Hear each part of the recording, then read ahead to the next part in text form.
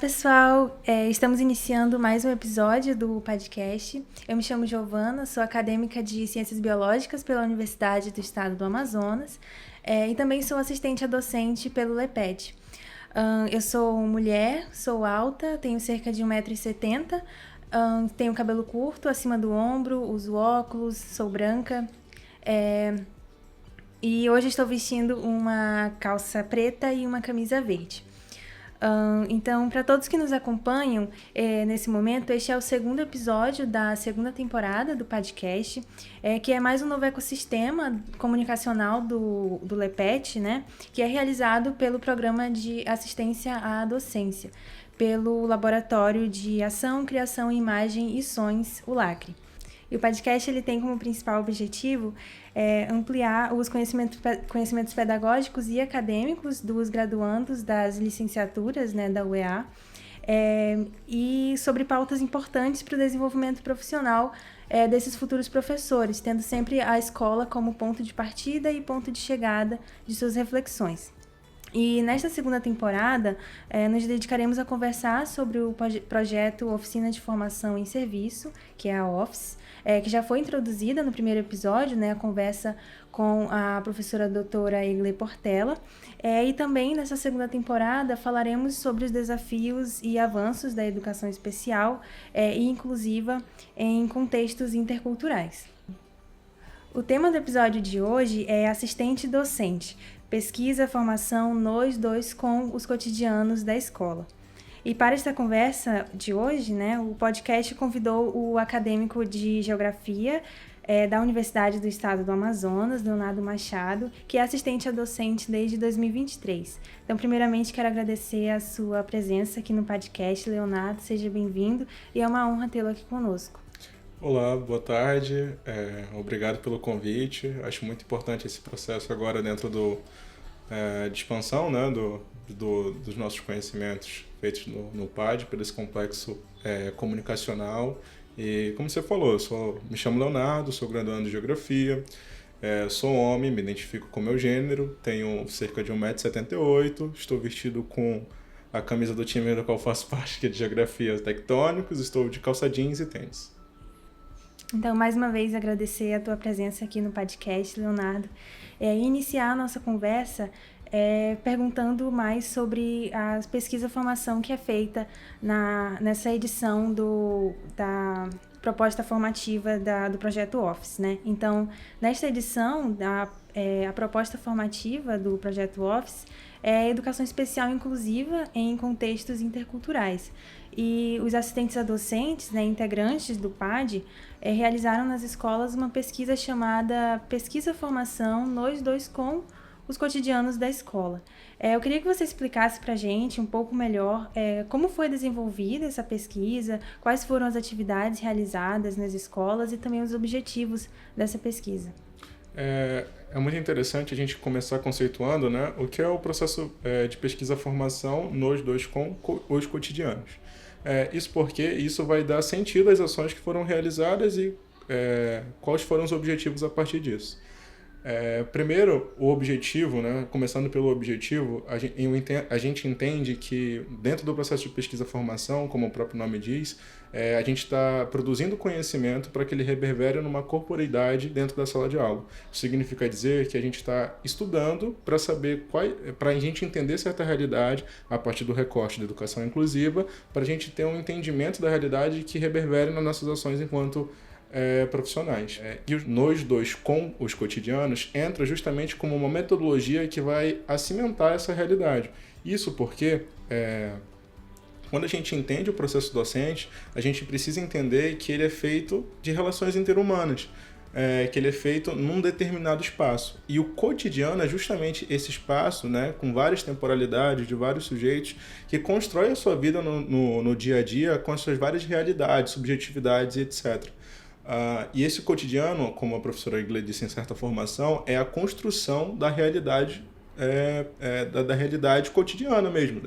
E o nosso trabalho, né, do docente se relaciona com essa subjetividade, com esses sistemas, com essas intencionalidades, intensidades, histórias, memórias e etc. E dessa forma, o objetivo de para esses cotidianos é justamente sensibilizar o profissional a partir dessas vivências, dessas múltiplas dimensões que compõem esse cotidiano a partir desse recorte da educação inclusiva especial. E nesse sentido, eu acho que o objetivo tem sido alcançado, que é justamente desse processo de formação que sensibiliza e que faz a gente ter esse entendimento da realidade cotidiana. E é interessante também dizer que, fazendo um paralelo com outras pesquisas, né, que o entendimento da gente enquanto pesquisador sujeito dentro dessa realidade não cria uma realidade apartada, ou seja, o pesquisador, ele vê de fora essa realidade do cotidiano, ele se entende como integrante, né? Então, acho interessante colocar esse ponto, que é diferente de outras pesquisas, que geralmente chega com a teoria pré-estabelecida para adequar à realidade da escola.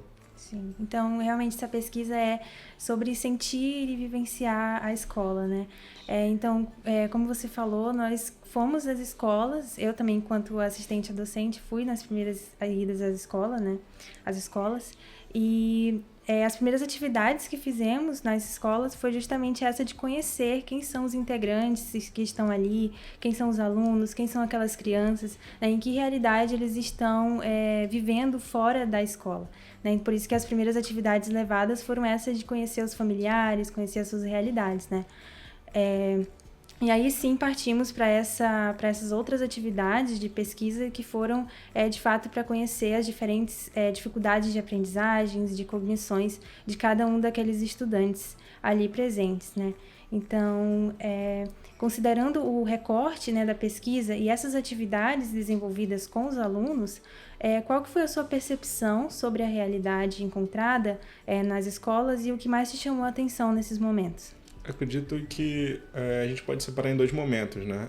A primeira percepção, eu posso dizer como um choque, é a presença de crianças com deficiência e a quantidade de maneira mais específica, porque até certo dado momento da história educacional brasileira, a gente tem um entendimento de que essas crianças eram invisibilizadas. Sim. E dessa forma, nesse processo educacional, dessa invisibilidade, essas crianças elas sempre existiram, mas elas não estavam inseridas dentro desse cotidiano da escola. E agora que com o processo democrático da educação, do entendimento de que essas crianças têm o direito ao processo educacional e etc., a partir dessa percepção, o que me chama a atenção agora nesse momento é o como promover uma educação inclusiva dentro dessa realidade.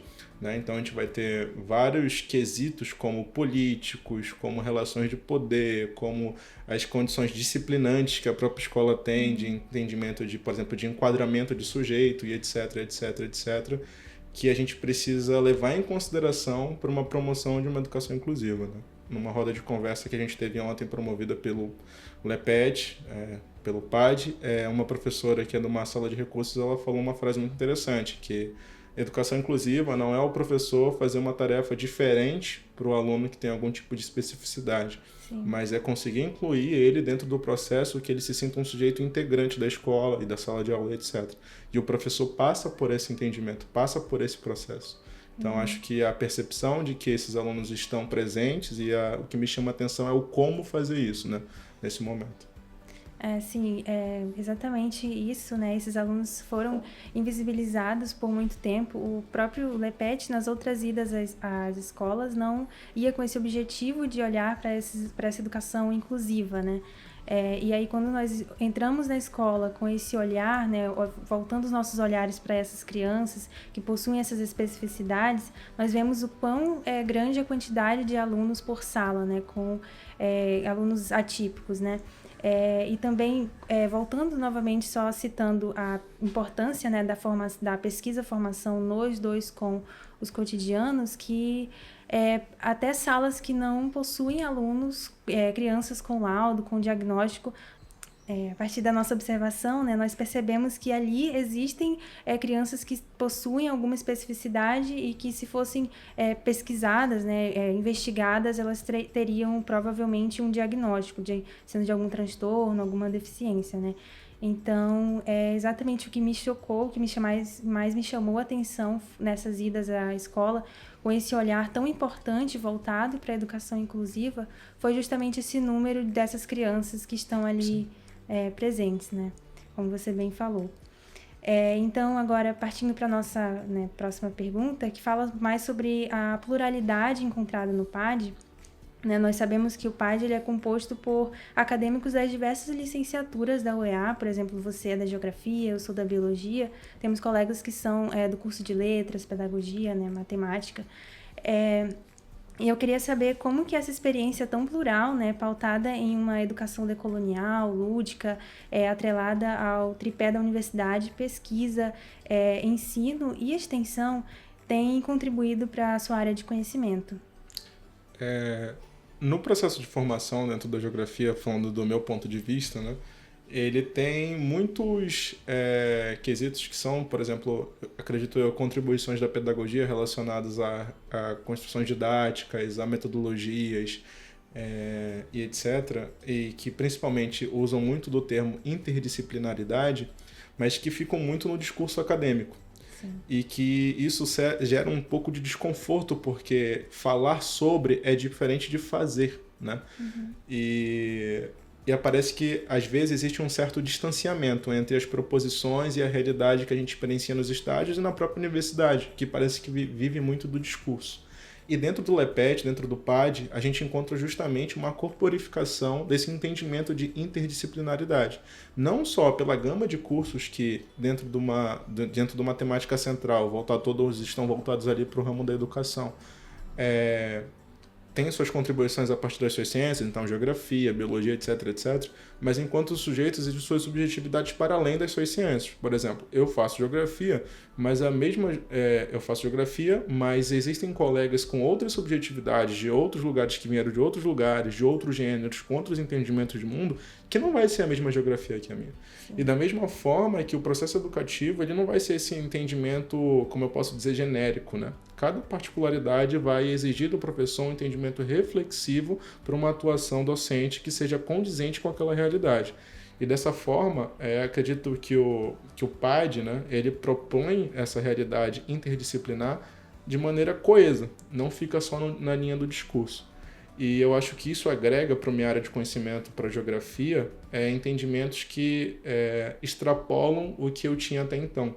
Né? Então, eu acho que acaba por ocorrer, como a professora Igler falou, a hibridização de conhecimentos que acaba por eu não conseguir diferenciar o que mais é esse aspecto que é eminentemente geográfico ou pedagógico, mas que se entrelaçam para que o conhecimento geográfico, através dessa percepção interdisciplinar, que eu agora consigo experienciar de maneira prática, vai trazer para esse entendimento de geografia. Como professores, né, nós temos que, obviamente, saber a nossa área de conhecimento, né, profundamente, porque Sim. Nós estamos na responsabilidade de passar esse conteúdo, né? Então, você da geografia ou da biologia, temos que aprender sobre a nossa área de conhecimento. Mas aí, muitas vezes, nós esquecemos que nós estamos nas escolas e estamos tratando de pessoas, né? Então, de crianças que têm diferentes sonhos, né? E diferentes desejos, diferentes tipos de aprendizagem. Então, a gente acaba que tem que levar esse lado mais subjetivo, né? E não só esse lado do conhecimento, da nossa área de conhecimento. E essa experiência plural, né, ela tem me permitido olhar mais para esse lado mais social, né? Então, fazer essa combinação da biologia, né, ciência e biologia, com esse lado mais social que existe dentro da escola. Não sei se você também teve essa percepção com a geografia. Sim. E quando a gente fala também de conhecimento científico, né, produzido na universidade, a gente percebe que esse conhecimento ele fica muito preso ali na universidade e existe muito a necessidade de ampliar esse conhecimento para a sociedade. Né? E o LEPET, ele também tem me permitido verificar que existe essa necessidade de ampliar esse conhecimento produzido na universidade, e levar ele para a comunidade, né? O que o que a gente tem feito durante essas idas à escola pelo PAD. Dando continuidade à nossa conversa, né? Queria te fazer mais uma pergunta, que é, a partir do trabalho realizado ao longo da pesquisa-formação nas escolas, o que mudou na sua maneira de ver, pensar e sentir a escola? Acredito que o principal aspecto que mudou foi uma sensibilidade. Eu acho que o PAD ele trouxe uma sensibilidade, como eu já disse, para uma relação de educação que é interhumana, que até então eu não tinha tido contato. Eu confesso que eu tenho leituras de mundo que são muito alinhadas com o lance do PAD, mas que não tinha encontrado até então a prática, sabe? Sim.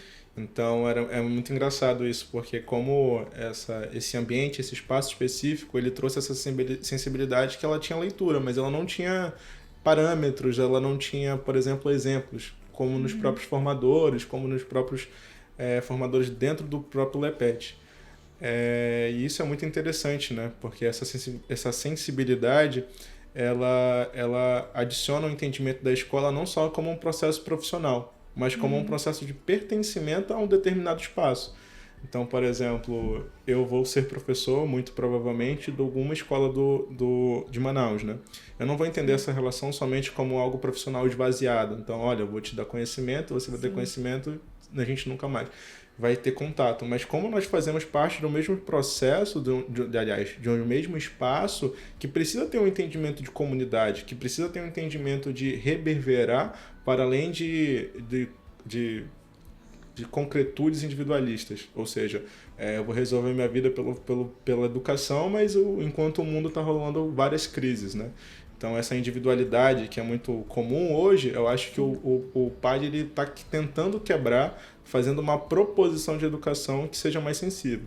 E aí é interessante fazer uma distinção que sensibilidade não significa dizer que nós somos, ou que a ideia é ser, como eu posso dizer, emotivos, né? Mas sensibilidade é de conseguir compreender a realidade, ou seja, é como se fosse, trazendo para uma ideia de máquina, né?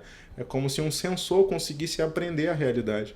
Então, não é um sentido de ser choroso ou de ser muito afetivo ou amoroso, mas como ser afetivo ou amoroso faz parte, mas como a realidade ela precisa de uma sensibilidade que ela não é só um objeto ou um fenômeno mecânico, né? Então, são relações esvaziadas, né? Nós somos humanos, nós precisamos de sentido, de símbolos, de signos, de memórias, etc. E o que acontece é um esvaziamento hoje na nossa sociedade. Sim, é exatamente isso que você falou. Eu faço a minha fala também, porque é o que mudou em mim, né? Nessas idas à escola, foi a forma de pensar e sentir a escola. Então, o que mudou foi olhar para esse lado mais social mesmo da escola e subjetivo, e ver que ali tem indivíduos, né, diferentes, com diferentes necessidades, diferentes aprendizagens. Então a escola para mim virou essa caixa de surpresas, assim, que lá dentro é um local pequeno, né, mas ali dentro tem várias crianças em uma sala, 20 crianças, que cada uma delas é diferente, cada uma delas tem uma realidade diferente, necessidades diferentes e sonhos diferentes. E nas atividades que nós levamos para a escola, a gente pôde ter essa noção, eu pude ter essa noção, né?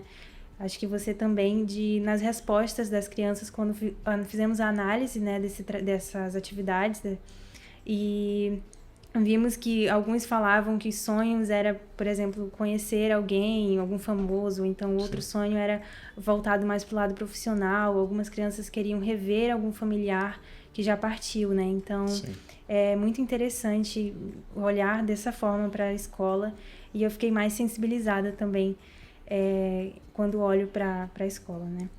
Então, finalizando de fato a nossa conversa de hoje, eu queria te perguntar uma última pergunta, se você teria alguma mensagem para deixar para esse segundo semestre de idas à escola pelo LEPET, ou alguma expectativa que você tem. A expectativa que eu tenho é que essa experiência, né, como um todo o processo de análise, de vivência, de troca nos diálogos que acontecem, que isso me deu uma dimensão da realidade que até então eu não tinha. Porque a gente ainda não terminou o processo, né? A gente está falando enquanto caminha. E o recado que eu deixo para o segundo semestre é que essa realidade que a gente vive hoje, que é muito atrelada a crises, né? É a crise climática, é a crise ambiental, econômica, habitacional, filosófica, em vários níveis, que esses aspectos muito têm a ver com essas relações humanas, né? Nós, enquanto professores, que nesse sentido tem perdido muito, como eu posso dizer, visibilidade, respeito socialmente Sim. através desse processo de formação de modo massivo, né? Então, por exemplo, pessoas idosas e professores que têm certo conhecimento estão perdendo a importância na medida de que eles já não são mais detentores de um conhecimento específico, porque esses adolescentes, crianças e adultos já têm tudo na palma da mão. Sim. Então, nesse sentido, a gente vai perdendo certas forças. E aí a gente precisa prestar atenção, dentro do meu ponto de vista, que para esse segundo semestre vai ser muito importante entender que esse processo que a gente está passando não é só sobre a escola e termina na escola, mas como ele reverbera para todo um processo social, né? Então, a escola é parte estratégica do projeto de qualquer nação, de qualquer civilização, etc, etc. E nesse sentido, eu acho que é bom a gente, pelo menos dentro do meu ponto de vista, né, enquanto geografia, observando esses aspectos da realidade contemporânea, atrelar justamente a expectativa que acontece dentro da escola, da proposição de escola, pensando na possível resolução desses problemas globais e regionais também. Acho que todos estamos muito ansiosos, né? Professores, formadores e ADs, muito ansiosos para esse segundo semestre de idas às escolas. Então, finalizando o nosso segundo episódio da segunda temporada, mais uma vez eu quero agradecer a tua presença, Leonardo. Ficamos muito felizes de você ter topado conversar conosco aqui no podcast. E para você, ouvinte, eu te convido a acompanhar os próximos episódios, né, do podcast. E estamos preparando tudo com muito carinho, com conversas enriquecedoras como foi a de hoje com o Leonardo. Te convido também a nos seguir nas nossas redes sociais, Spotify, YouTube, Instagram, Facebook. E é isso, te esperamos nos próximos episódios. Muito obrigada pela audiência e até a próxima.